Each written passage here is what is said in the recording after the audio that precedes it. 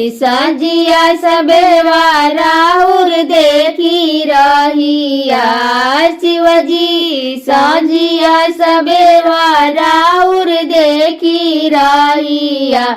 अपना भगतन के घरवा बोलैब कहिया।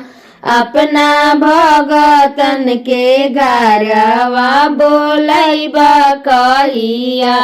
शिवजी साजिया सबेरवा राउर देखी रहिया।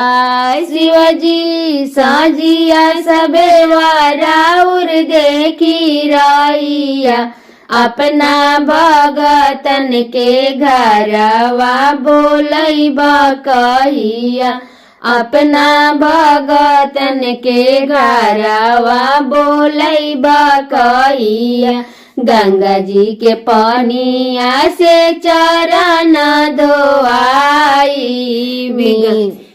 गंगा जी के पानिया से चरण धोआई। मिर्गा के छलवा से आसनी लगाई। शिवजी पी खातिर देबो हम पीसी भंगिया। शिवजी पिए खातिर देबो हम पीसी भंगिया।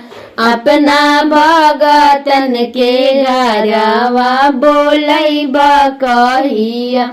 अपना भगतन के घरवा बोलैब कहिया। शिवजी साझिया सबेरवा राउर देखी रहिया। शिवजी साझिया सबेरवा राउर देखी रहिया। अपना भगतन के घरवा बोलैब कहिया। अपना भगतन के घरवा बोलैब कहिया। बसहा सवारी करिया मोरे आंगनवा। पार्वती मैया के ले अइहा संगवा। बसहा सवारी करिया मोरे आंगना। पार्वती मैया के ले अइहा संगवा।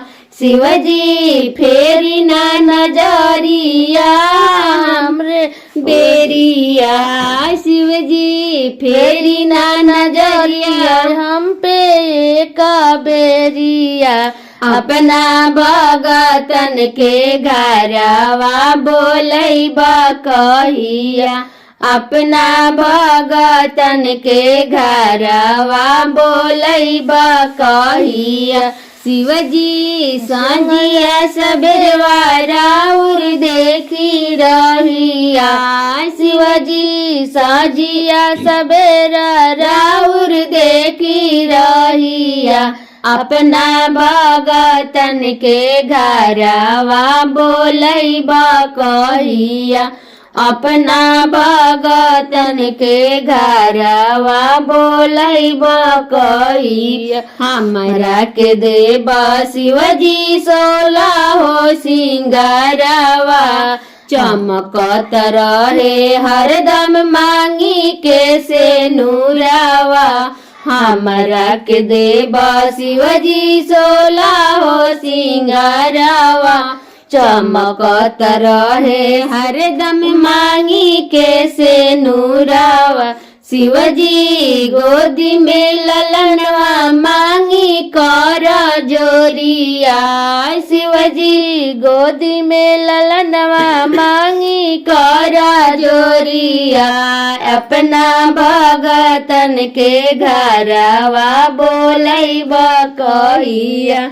अपना भगतन के घरवा बोलैब कहिया।